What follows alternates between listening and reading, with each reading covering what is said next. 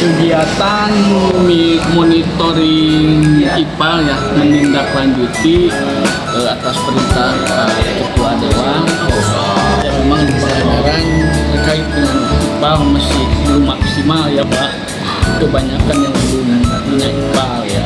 Dan alhamdulillah sekarang barusan di Hotel Grand Pacific dan sekarang di Menara Laut ya, alhamdulillah sudah mau melaksanakan itu.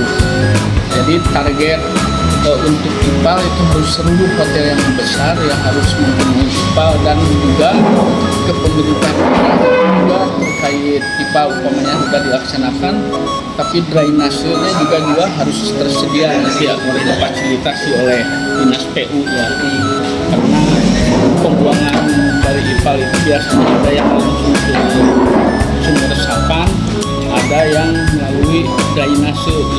Di sini pemerintah daerah belum merevitalisasi drainasenya gitu kan.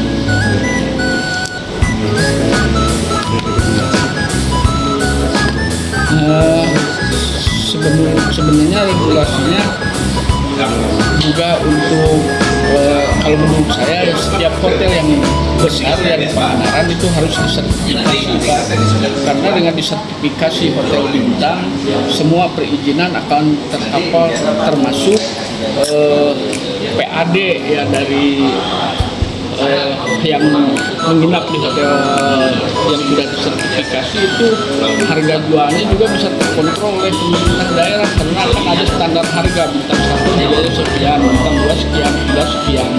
Jadi untuk ke PAD-nya tidak akan ada yang bocor karena sudah ada standar harga gitu ya. Itu ya harusnya memang setiap hotel disertifikasi, karena dengan sertifikasi semua perizinan IMB, IPA, uji kompetensi juga karyawannya memang benar-benar harus sertifikasi supaya pelayanan yang menginap di hotel tersebut bisa nyaman gitu. Ya, ternyata memang ditinjau belum ada IPA-nya gitu, dan IPA itu juga nanti akan ada pihak ketiga yang melaksanakan di sana. Kami hanya monitoring itu di leading sektornya ada di lingkungan hidup. Karena urusan pariwisata itu tidak berbicara satu dinas pariwisata saja, semua ada keterkaitan gitu ya, dari DLHK, dari PU, dari Satpol PP juga ada. Jadi kalau berbicara pariwisata semua dinas instansi banyak yang terkait di situ.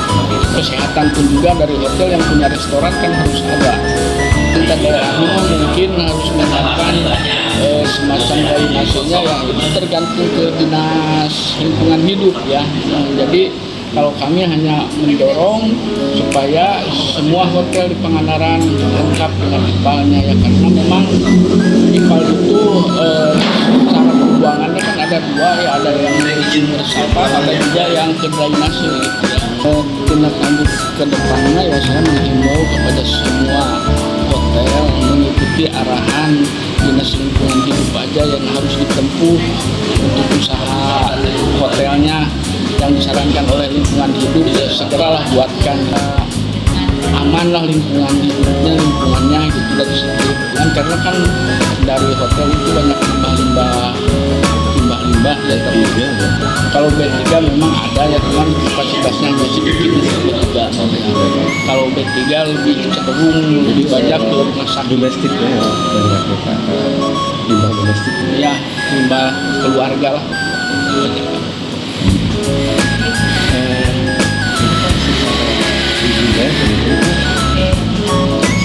Ini teh sebenarnya ada biasa dikontrol oleh LH itu arah ya, ini 6 bulan lah, biasa 6 bulan sekali ya, karena memang harus uji lab juga ketika kita bikin IPAL.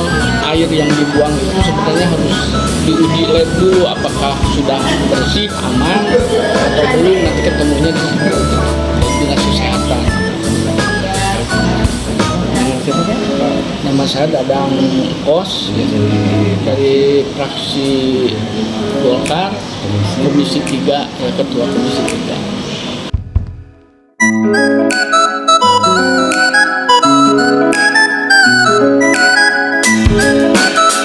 Di 2 hotel yang pertama yang Grand Pacific dan yang kedua adalah di sini melihat bagaimana ipal yang ada di hotel, limbah B3-nya, limbah cairnya, apakah sudah memenuhi baku mutu atau ada ipalnya atau tidak, dibuangnya kemana. Untuk sementara ini setiap hotel masih ada kekurangannya yang belum lengkap semua, banyak belum memenuhi baku mutu, atau ada juga hotel yang belum mempunyai ipal, hanya dibuat ke sepi tank langsung ke resapan air. Tuh, terus ada yang dibuang juga ke sungai. Jadi sekarang lagi dilakukan monitoring sama pengawasan sekaligus sosialisasi. Itu harus setiap hotel itu, kalau yang mengelola ipal itu harus orang yang bersertifikasi, punya keilmuan khusus, karena itu harus laporan setiap harinya, debit air yang keluar masuknya itu harus dilaporkan, ditulis, dan kemudian setiap 1 bulan sekali itu harus mengambil sampel air untuk disirkulir untuk mengukur baku mutunya, dan kemudian 1 bulan sekali dilakukan kembali. Ya PR ini mah PR punya hotel, LSM, pemerintah, ya dunia usaha, harus kerjasama, harus bersinergi. Karena tidak mungkin juga pihak dunia usaha itu merubah dalam waktu sekaligus bersamaan. Jadi mungkin step by step itu. Kita juga pemerintah mungkin harus bijak ini dulu, maka dibuat daftaran yang sudah ada, prosesnya ini berapa hari. Sehingga berdampak. Untuk sementara penilaian sementara ini ya sudah ada yang melaksanakan, tapi kalau dilihat keseluruhan belum memenuhi standar perhotelan. Karena ini dulu aturannya datangnya sekarang ya. Waktu Ciamis kan, waktu kita masih bergabung belum ada aturan-aturan baru ya. Jadi sekarang bergulirnya sekarang di era Pangandaran sendiri muncullah peraturan-peraturan itu. Jadi dulu sebelum sekarang itu kan belum ada aturan harus praktek dan sebagainya gitu ya. Jadi sekarang baru menyusul dibuat. Walaupun hotel yang sudah berdiri dari dulu, maka sekarang harus melengkapi aturan-aturan yang belum terselesaikan. Itu jadi regulasinya datangnya belakangan setelah hotel itu berdiri. Tapi kalau regulasinya hadirnya sebelum para pembuat hotel, ya kalau sekarang setelah Kabupaten Pangandaran ada yang saya tahu kan ya sudah mulai, maka kita selalu mengkomunikasikan dengan pihak hotel. So, kalau dulu saya juga kurang tahu, udah dulu mah belum berkiprah. Oke, Bu, makasih banyak, Bu. Ya, terima kasih. Iya, bidang pengendalian dan pencegahan kerusakan lingkungan hidup. Iya, dicatat.